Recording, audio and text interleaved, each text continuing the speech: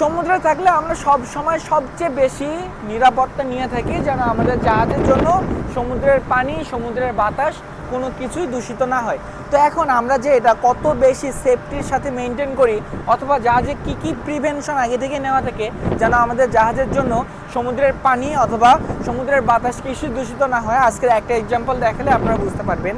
এখানে দেখেন কিছু জমাট বাঁধা পাইপ দেখতে পাচ্ছেন। এই পাইপগুলোকে যদিও জমাট বাঁধা মনে হচ্ছে, এটার নিচেই আলাদা আলাদা ট্যাঙ্ক থাকে।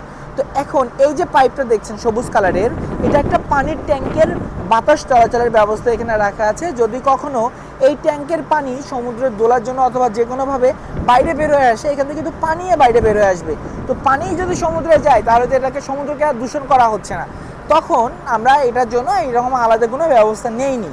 কিন্তু এই যে দূরে কালো রঙের যে জিনিসটা দেখছেন, এটার সাথে দেখেন চারিদিকে একটা বক্স আকারের জিনিস রাখা আছে।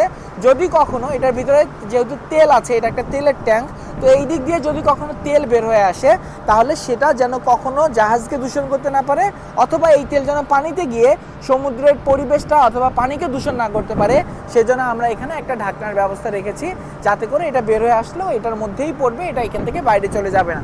তো ধন্যবাদ ভিডিওটি দেখার জন্য। এতক্ষণ সাথে ছিলাম আমি হৃদয়। চাইলে ফেসবুক, ইউটিউব, টিকটকে হৃদয় দ্য সেলার লিখে সার্চ করতে পারে, তারা আমার সমস্ত ভিডিও পেয়ে যাবেন। ধন্যবাদ আবারও। আসসালামু আলাইকুম।